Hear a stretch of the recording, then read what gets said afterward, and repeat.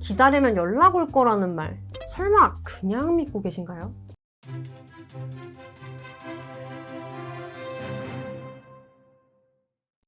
안녕하세요. 연애자격 대표상담사 희원쌤입니다.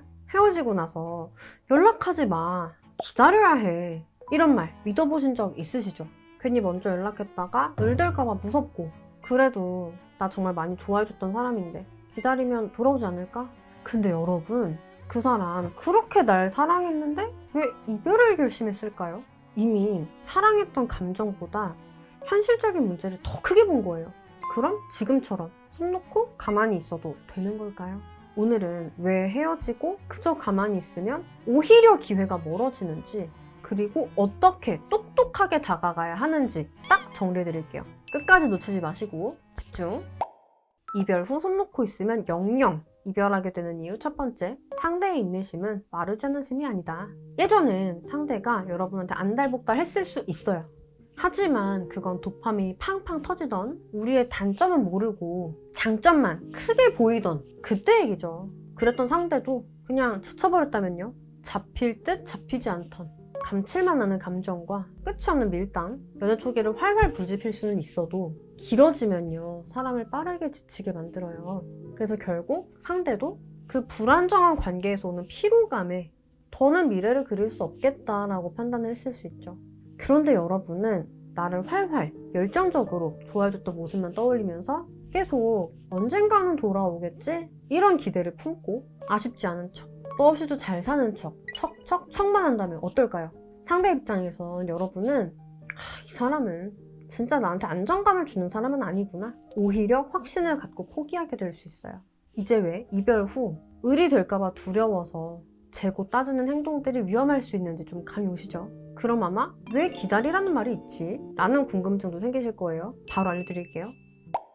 이별 후 손 놓고 있으면 영영 이별하게 되는 이유 두 번째, 기다림은 전략적으로 해야 한다. 기다림이요, 무조건 나쁜 건 아니에요. 무작정 기다리는 게 문제죠. 오히려 울고불고 매달리면서 처음에 매력마저도 다 깎아먹어버릴 바에는 멈춰서 하는 게 낫다는 의미일 수도 있고요. 하지만 상대의 감정도 상황도 변할 텐데 우리 정말 이렇게 멈춰 있어도 괜찮은 걸까요? 아니죠. 그렇기 때문에 상대에게 시간을 주고 기다리더라도 우리는 전략이 있어야 돼요. 바로 상대가 시간을 가지면 가질수록 후회를 할 수밖에 없도록 씨앗을 심어두는 겁니다. 이 과정이 없다, 그럼 여러분은 아무리 초반에 활활 타는 도파민을 줬어도 이쁘지만 건드릴 수 없는 가시돋친 장미일 뿐이에요. 눈은 가지만 손은 뻗을 수 없는 존재죠. 상대가 돌아오고 싶게 만들려면 그 사람 마음속에 남아있는 문제가 해결됐구나 라고 보일 수 있는 이미지를 주셔야 돼요. 그 문제를 똑바로 인지를 하고 해결하고 있다는 느낌. 그게 없으면요, 그 사람은 다시 만나도 또 똑같겠지 이러면서 더 멀어질 거라는 거. 선생님, 저는 아무리 생각해도 자책만 해서 의리될까봐 불안해요, 이런 분들 계시면 이거는 불안함이 너무 크셔가지고 상황 파악이 지금 좀 어려우신 경우일 수 있거든요. 여기 아래 고정 댓글 링크 쪽에 상황 자세히 적어서 보내주시면 보고 카톡으로 같이 응원 드릴게요. 자, 여기까지 잘 따라오셨다면 그럼 이제 어떻게 해야 되지? 하는 고민 드실 것 같은데, 그래서 준비했습니다. 똑똑한 갑으로 빠른 재회를 하는 법 첫 번째, 무작정은 NO, 연락은 타이밍. 연락 안 하면 잊힐까봐 무서운데 그렇다고 아무 때나 연락해도 될까요? 정답은 NO. 재회에서 가장 중요한 건 타이밍이에요. 현실에서 실수를 했다고 해서 엔진아 쓰고 다시 갈게요 할 수 없잖아요. 그럴 수 없죠.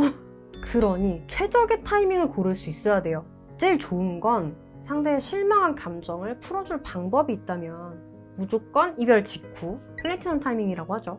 감정을 풀어야 하니 이때 재회를 원하시는 분들이 관계회복 치트키 너어톡을 보내시는 거고요. 근데 이별 후 열흘 골든 타이밍조차 놓쳤다, 그러면 상대도 혼란스러운 이별 감정이 어느 정도 정리가 되고 허전함이 생기거나 혹은 이래서 우리가 헤어진 거구나 이런 원망스러운 마음이 들면서 감정의 동요가 생기는 시점이 우리에게는 기회가 될 수 있습니다. 쌤, 근데 상대한테 감정의 동요가 왔다는 거 어떻게 알 수 있나요? 이런 분들 계실 거예요. 여기서 상대의 감정에 틈이 생겼다는 시그널 몇 가지 좀 추가로 짚어드릴게요. 그 사람이 SNS로 나를 탐색하고 있다는 느낌이 들거나 평소에는 하지 않던 SNS 활동을 하거나 중단하는 등 좀 이상한 행동을 보일 때, 혹은 공통지인에게서 내 이야기를 들으려고 할 때나 일십이 반복되다가 어느 순간 반응이 살짝 올라올 때 등 기존에 보이던 행동 패턴이랑 달라지는 순간들이 생겼다면 여러분 그때가 이제 다시 없을 기회예요. 그 행동이 꼭 여러분을 가리키고 있지 않아도 좋아요. 그냥 상대가 개인적으로 힘든 일이 있는 것 같은데요? 이런 것도 괜찮아요. 어쨌든 상대 마음에 틈이 생겼다. 그걸 파고들면 되는 거거든요. 지금까지 영상을 보고 계신 분들이라면 내 감정만 쏟아내서는 절대 그 틈을 파고들 수 없다는 거 알고 계시리라 믿을게요. 똑똑한 갑으로 빠른 재회라는 법 두 번째. 이미 시간을 버렸다면 기회로 활용하기.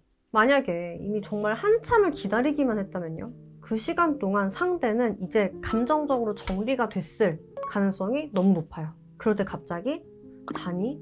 자는구나. 이런 나 혼자만 감성 폭발한 문자를 보내면 어떻게 될까요?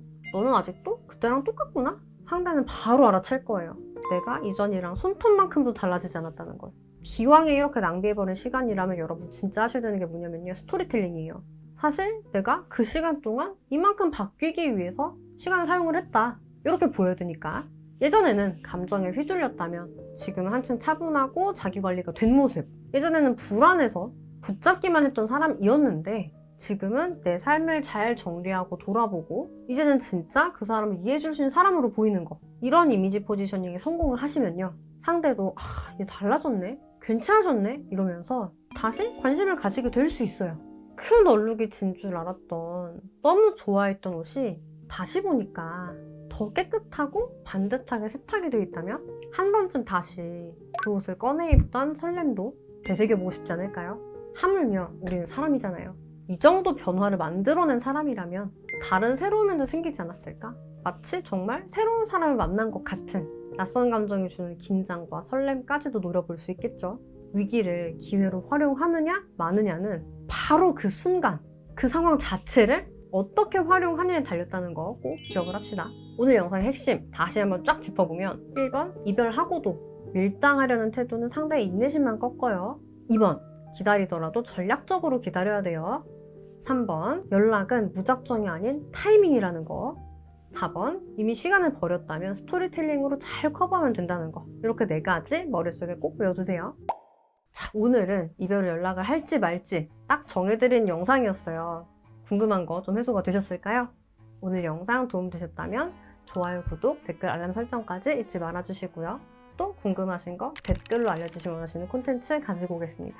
그럼 여러분 행복한 연애와 결혼생활 진심으로 응원 드릴게요. 안녕!